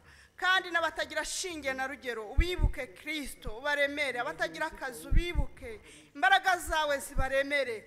Kuko kwawe kwiza kwe muri iri teraniro, imbaraga zawe nyinshi zikomeze gukora imirimo n'ibitangaza. Uwiteka Nyiringabo, turasenze kugira ngo n'aya maturo n'icya 10 bigiye gutangwa ubituburire gukora umurimo wawe, kugira ngo aho tutabasha kugera, Uwiteka ubutumwa bwiza buzahagere. Kubwo tugiye kwitanga, icyubahiro gikomeze kuba cyawe muri iri teraniro. Dusabye biki byinshi biduhera ubuntu mu izina rya Yesu Kristo, amen.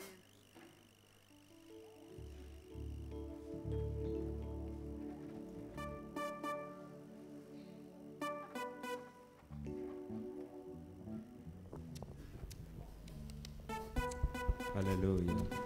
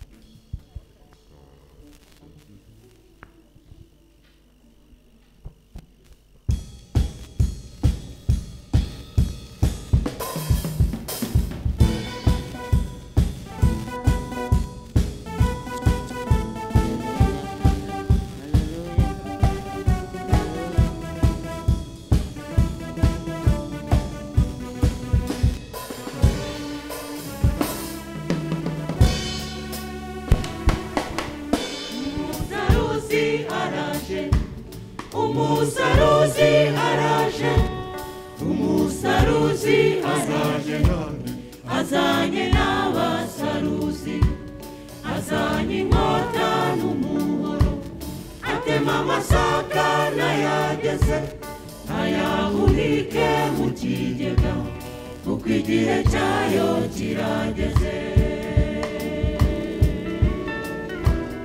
umusaruzi araje umusaruzi araje umusaruzi araje azanye n'abasaruzi azanye inkota n'umuhoro atema amasaka n'ayageze ayahunike mu kigega kuko igihe cyayo kirageze inkota y'Uwiteka iramanutse izanywe no gusarura itorero uwabibiye mu mwuka yitahire uwabibiye mu mubiri arimbuke inkota y'Uwiteka iramanutse izanywe no gusarura itorero uwabibiye mu mwuka yitahire uwabibiye mu mubiri arimbuke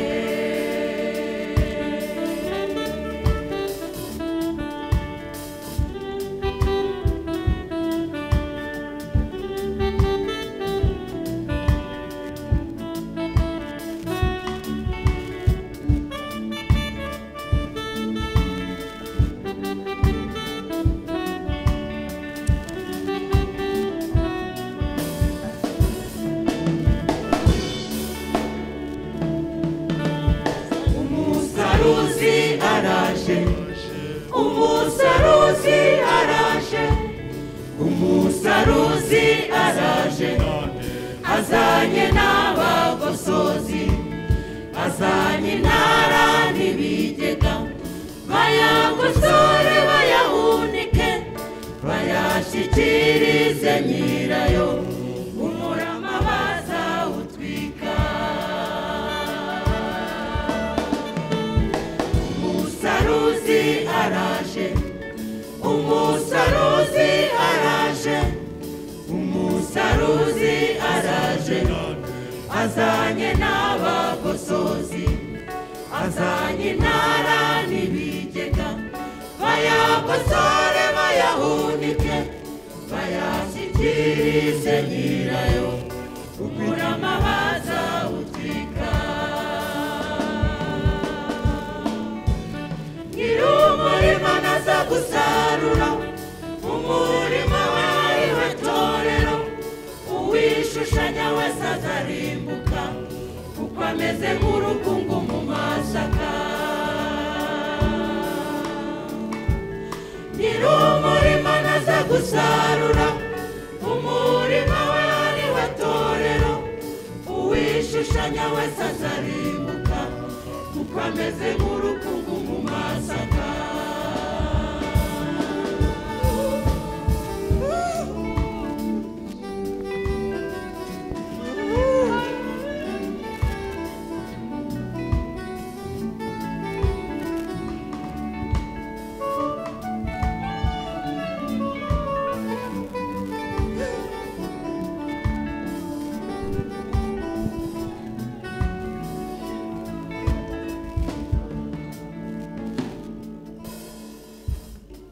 umurima naza gusarura umurima we ariwo torero wishushanya wese azarimbuka kuko ameze nk'urukungu mu masaka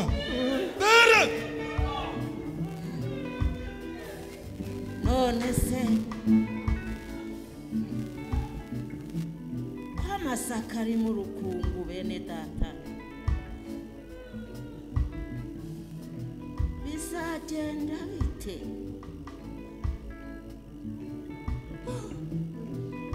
mureke bikurane bigeze igihe cy'isarura none se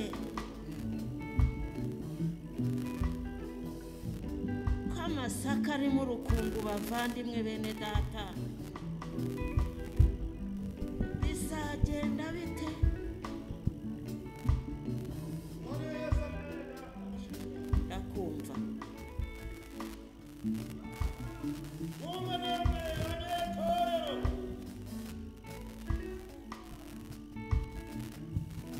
mwumve namwe abatuye isi mwese, nimwumve uko Yesu abasobanurira urukungu n'abantu baba mu itorero ry'Imana bishushanya. Abo ngabo nyir'umurima naza azarufata ruhambire arurohe mu muriro.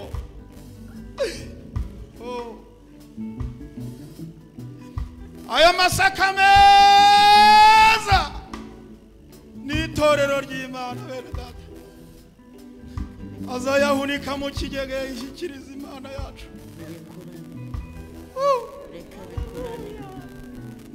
Nimwumve bashumba bakozi b'Imana,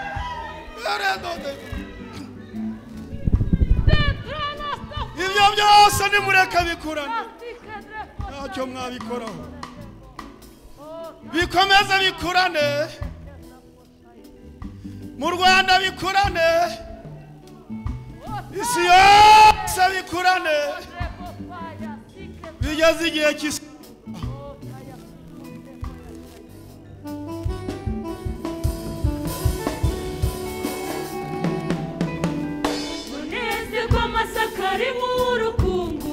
Umwanzi Satani niwe waruzanye, none se ko amasaka ari mu rukungu, umwanzi Satani niwe waruzanye.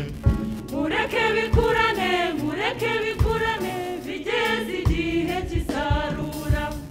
Mureke bikurane, mureke bikurane, bigeze igihe cy'isarura. Mureke bikurane, mureke bikurane, bigeze igihe cy'isarura.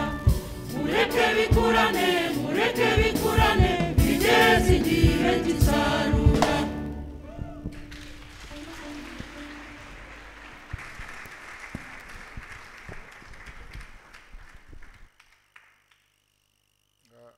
Abigishwa bashatse gukora umurimo utari uwabo, bashaka kuzirandura. Yesu arababuza ati nimubireke, ni njyewe nzi kubitandukanya.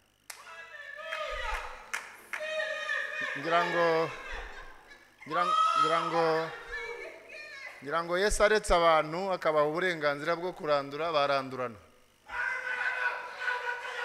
Nimuzirekere rero, nimubirekere Yesu, niwe uzi ibyo arandura, ariko byaba ari akaga hagize urandurwa kandi yarageze mu nzu y'Imana.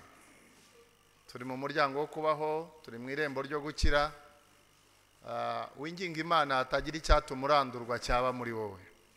Dushimiye Imana ku butumwa bwiza twumvise tukigera hano, haba ari indirimbo zatangije iteraniro ndetse n'izi zishoje, n'amagambo meza y'Imana twumvise. Nagira ngo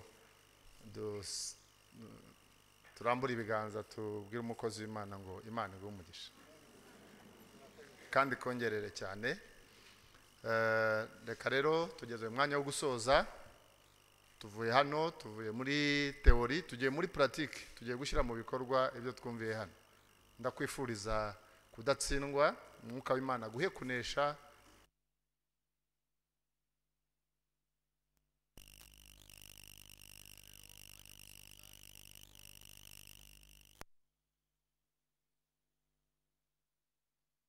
Na Pastor David narangiza hari nayo mushumba ari butugezeho, tumusaba no kudusoreza iteraniro. Nanjye ndabashimiye, Imana ibamugisha mu izina rya Yesu.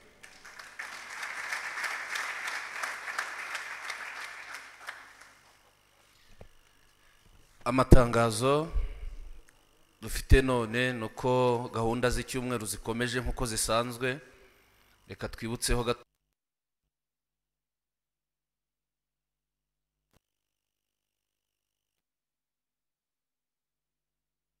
tangira burakeye guhera ku wa mbere ku isaha ya saa 11 mu buryo bwa online kugeza saa 12 tugasoza ku wa gatandatu. Kandi kuri uwo wa mbere nimugoroba tugira iteraniro ryo gutabaza, ndetse kuri cano ya ADEPR Gatenga haba hariho iryo teraniro 2:30. ku munsi wo kuwa gatatu ni umunsi w'umwihariko w'umudugudu, ni umunsi udasanzwe, haba gahunda nyinshi by'umwihariko tuzababwira gahunda ziteganyijwe kujya zikorwa kwa gatatu, ariko mu gitondo haba nibature hano mu rusengero. Tuboneyeho umwanya wo gushimira abantu baboneka muri Burakeye ndetse n'abasengera gahunda zose na korali Gofero ibiri aha ngaha, kandi dushimiye abantu bakurikira inyigisho yaba ku mbuga ndetse no kuri channel ya ADEPR Gatenga, n'abadufasha gutegura izo gahunda zose. Imana ibaha umugisha. By'umwihariko rero ku munsi wo kuwa gatatu nimugoroba ku isaha ya 11 haba iteraniro aha ngaha mu rusengero, ariko amateraniro agenda akorwa mu buryo bwa zone, bitavuze ko n'uwo mu yindi zone cyangwa umushyitsi atakwitabira amateraniro. Tubahaye karibu kuwa gatatu saa 11 z'umugoroba. Tuzaba turi kumwe na zone ya Nyanza, ni korali ukuboko kw'iburyo na korali Nayote. Ku munsi kandi wo kuwa gatatu mu mugoroba 2:30 haba hariho ikiganiro kiba cyarateguwe n'umudugudu kuri channel. Kuwa gatanu ni umugoroba wo kuramya no guhimbaza Imana. Kuwa gatandatu rero dusoza icyumweru. Andi matangazo mushumba araza kuyavugaho, ariko tubifurije kuzagira icyumweru cyiza, muzahahe kandi muzaronke, umugisha w'Imana uzababeho.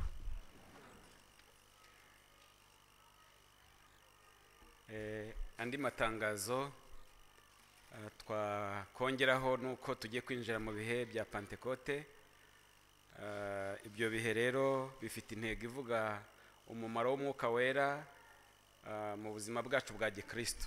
Umumaro w'umwuka wera mu buzima bwacu bwa Gikristo, hazaba harimo buri munsi tuzaba dufite inyigisho zizagenda zinyura ku mbuga zacu, ariko tuzagira n'amasengesho mu rwego rw'igihugu, ariko buri torero rizamenya uko ripanga ayo masengesho. N'amasengesho y'iminsi 10 azatangira ku itariki 14 azageze kuri 23. Numvaga rero nasaba abanyetorero mwese n'abantu bumvise iritangazo gutegura umutima wawe, ugategura n'ibyo bihe. Hari abashobora gusenga iminsi myinshi, dufite impamvu zadutera gusenga Imana. Yesu nashimwe. Dufite impamvu zadutera gufata ibihe byo gusenga, impamvu zawe bwite, impamvu z'umurimo w'Imana, impamvu z'itorero, impamvu z'ibyo twifuza ko Imana yahindura mu buzima bwacu, ariko ntabwo bishoboka tutemeye gukingura imitima ngo umwuka wera akorere muri twebwe, kuko Yesu yaravuze ngo muzahabwa imbaraga umwuka wera nagera gute n'abamanukira. Aya masengesho y'iminsi 10 kubera ko yenda harimo abantu bafite uburwayi butandukanye, harimo abantu batayashobora ngo bamare iminsi 10 baretse ibiryo, ariko birashoboka ko wayakora ukareka ibiryo rwose mu minsi 10 ntacyo waba, ukagira icyunywa gituma ukora akazi ka buri munsi. Ariko ubundi muri gahunda rusange hazabaho gufata ifunguro rimwe. Ni kwitangaza cyangwa se abateguye amasengesho bifuje ko n'ushatse kurya yafata ifunguro rimwe ku munsi, kubera ko rero ari ngombwa kuzasenga. Buri wese turi mu bihe bitoroshye, ariko buri wese abigira intego, kandi ni inyungu zawe gusenga. Turifuza kwinjira muri aya masengesho, ariko cyane cyane turifuza ko umwuka wera yongera kumanuka kare mu buzima muri twebwe. Ese mufite inyota y'umwuka wera? Murayifite? Shaka uburyo wegerana n'Imana. Aya masengesho, amakorari, amagurupa asenga, abakunda kwegerana, mushaka uburyo mwegerana, mutegura ibihe. Muri iyi minsi 10 twongere twegera Imana, tubwire Imana icana uyu muriro wa Pentecote mu mitima yacu. Imana igira ikintu yakora gishya muri twebwe. Abantu batarabatizwa mu mwuka wera, mugira icyifuzo cyo kubatizwa mu mwuka wera. Abantu babatijwe mu mwuka wera namwe mwongere musenge, kubera ko muririmbyi yaravuze ngo umwuka iyo abonye uyoborwa n'umubiri ugatakaza urukundo rwa mbere arigendera. Ntabwo bivuze ko umwuka wera mwabana uri no mu buzima bw'ibyaha, usigarana impano gusa, ukavuga mu rurimi Imana umwuka yarigendeye, ugahanura umwuka yarigendeye, ukavuga ubutumwa umwuka we yarigendeye, ukaririmba yarigendeye. Ariko Pawulo ageze mu Efeso hari ijambo yavuze mu bice 1:30 yaravuze ngo ntimuteze agahinda umwuka wera kugira ngo atigendera. Hari gihe rero acika abantu ugasigarana impano gusa ariko umwuka yaragiye. Niyo mpamvu n'abantu kubera kubona ibimenyetso by'umwuka mu bantu bavate biriya umuntu akora umwuka ntakenewe. Ariko reka mbabwire mu buzima bwacu twabonye umumaro w'umwuka wera. Mureke twemere duce bugufi, umwuka wera yongera garuke, kandi iyo yaje mu muntu, haleluya, ibintu biragaragara, ibihamya biragaragara, birangwa n'imbuto, birangwa n'ubuzima, urukundo ruragaruka, abantu bagakizwa bakabana amahoro. Ubwo rero ni iminsi 10 kandi twiringira ko Imana izabana natwe. Muremeye ko tuzasenga? Ni kuva kuri 14 ni iminsi 10 muzareke twegera Imana. Aho uri mu kazi bipangire, biha umwanya, hanyuma inyigisho zizajya zinyura ku mbuga zacu, zizanyura ku mbuga duhuriraho zose. Abigisha tuzabaha intego, abazategurwa bazigisha mu bihe bya Pentecote bazahabwa intego, bazagenda bigishaho buri munsi kugeza dushoje, kandi Imana izaduha ibihe byiza. Irindi tangazo rya nyuma niryo nsaba abanyetorero ku mbuga dukoresha. Izi mbuga dukoresha mujye muzubaha nk'imbuga z'itorero, ari imbuga z'abaririmbyi zo muhuriraho, ari imbuga z'umudugudu, imbuga zihuza abakristo hano iwacu mu Gatenga. Ndagira ngo mbasabe ko izi mbuga zigomba kugira ubuziranenge bw'itorero. No kuvuga ngo ibindi bivuye ahandi, hari ibintu abantu genda bahanahana mu buzima bwa buri munsi, ugaterura ibintu yenda kuko ubona bigufashije, ariko nta iyo message hagiye ubusanga atari message ya hano iwacu. Muranyumvise? Guterura ibintu vanya ahandi ugasanga bikubise ku rubuga, bigakubitana yenda n'indirimbo ya Elayo, bigakubitana n'indirimbo ya Whole Nation, cyangwa se bigakubitana n'umwigisha atambutse, bikabisikana n'ibintu vanye ku mbuga ahandi, bitanga message ishobora kutuzuzanya. Ariko nimba mwarakizeho imbuka zivuga butumwa, mureke tubyubahe. Iyo tubaha amatangazo mwamuteza amatwi. Nta muntu avanga yenda pastor ngo avuge ikintu hanyuma undacomekemo ikindi. Oya, turabyubaha. Yenda imbuga zimwe z'ahandi usanga umuntu yizanira ibyo yiboneye, ariko niyo ushaka kwigisha usaba ikaze. Kuri izi mbuga tugire discipline n'uburyo bwo kubaha imbuga z'itorero. Witerura ibintu ngo nukuri ku rubuga by'ahandi hantu ngo bizane ku rubuga, ari za WhatsApp, ari channel y'itorero, mureke hagumane umwimerere w'itorero, hanyureho indirimbo z'abaririmbyi, hanyureho ijambo ry'Imana ryateguwe, hanyureho icyigisho kitwatanze, hanyureho umwigisha twateguye. Mujye mukurikirana gahunda ziriho abarizo twubahiriza. Ibindi ntago byemewe. Abashinzwe no gukurikirana imbuga, abashinzwe kubera amaso umurimo aho bikorerwa hose, guhera none twabasaba yuko byarorera. Maze iminsi bikurikirana kandi ndeba ibintu bizaho, kabona umuntu yitereye ateyeho ibye, yamamaza ibye cyangwa avuga ibintu bye. Kandi ibyo dushaka ni Yesu ugomba kwamamarizwa hano muri ya ntego y'icyerekezo cy'itorero ryacu. Nimba mubinyemereye rero, abadimini, abayobozi b'izo mbuga, abayobozi bivuga butumwa, tujye turushaho kubahisha, duha agaciro imbuga zivuga butumwa. Turi mu gihe tutazazihagarika, zizakora ko turi mu gihe cyo gukoresha ikoranabuhanga no kureka rikaguka, kandi ntabwo tuzarifunga. N'ibindi byiza byatuma ubutumwa bugera kure tuzabikoresha, ahubwo tubisengere kugira ngo bikore neza, bitume Yesu ahabwa icyubahiro. Umwami Yesu abahereza umugisha. Muhaguruke dushimire Imana yabanye natwe, tubasabira umugisha. Dushimiye abashyitsi, dushimiye korali zacu ziba zateguye indirimbo, dushimiye umwigisha, dushimiye umuyobozi wa gahunda, dushimiye abanyamasengesho basengera amateraniro, dushimiye abatekinisiye, dushimiye abategura urusengero bagatera intebe bagakora imirimo myiza kugira ngo tuba ahantu heza hatunganye, baba bigizemo uruhare. Imana ibahereza umugisha kandi dutange n'intashyo ku bashyitsi bacu. Imana izabane namwe kandi Imana izadufashe twese. Mureke tuzamura amaboko tubwire Yesu ngo uzabane natwe muri iki cyumweru. Mwami turagushimiye kuri mwiza, nyemerera nsabira umugisha ubwoko bwawe, sabiye abera bose bateranye umugisha.